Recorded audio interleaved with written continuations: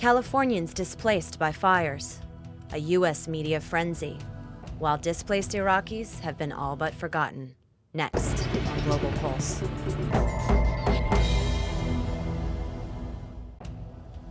Current fires in California are the largest in state history. So far, 1,500 homes destroyed, $1 billion in damage, and an estimated 1 million people evacuated. ABC News captured the scene at San Diego's Pro Football Stadium. This is humanity on the run. Hundreds of thousands uprooted, scrambling to collect their loved ones and pets.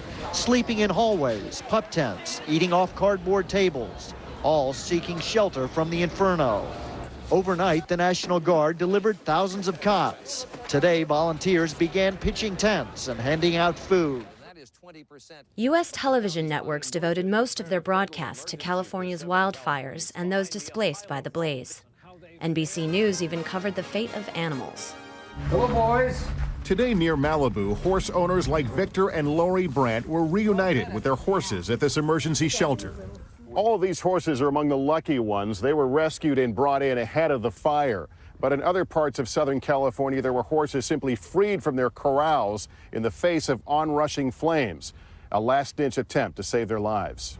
As this crisis unfolded, the UN High Commission for Refugees issued a new, shocking report on an even larger displacement crisis: Iraqi refugees. Violence and economic deprivation have driven nearly 4.5 million Iraqis from their homes. With few economic opportunities and limited international assistance, Iraqi refugees face a daily struggle to survive. China's CCTV reports on refugees in Syria whose children must find work to support their families. The Jessim family is living on the edge. The family of 13 people shares this one room. They fled Iraq after repeated raids on their homes, and without jobs, their savings are running out. Only the oldest son, Karim, is employed. At 17, he's now the sole earner of his family. Once a top student, he still dreams of finishing high school. If I wanted to go to school, I would still have to support my family and support myself. There are thousands of young refugees like Karim who are helping their families make ends meet. They work in markets, in factories, and in shops. It means that thousands of young Iraqis may grow up uneducated.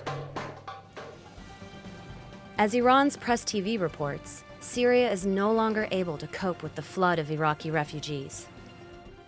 The United Nations calls for international help to Syria to deal with the increasing number of Iraqi refugees there. The envoy of the UN High Commissioner for Refugees, the UNHCR, has expressed concern over recent reports about changes in Syrian visa regulations. Syrian government sources say all Iraqis wishing to enter Syria will have to apply for a visa from the Syria embassy in Baghdad.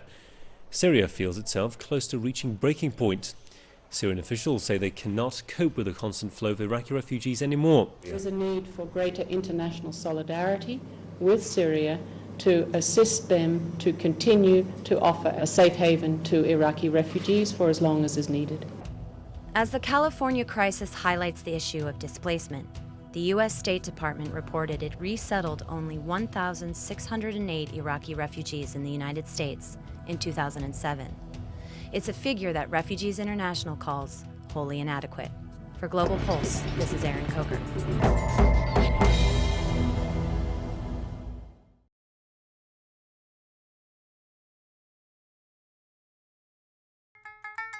This program is brought to you by Link TV for educational and non-commercial use only.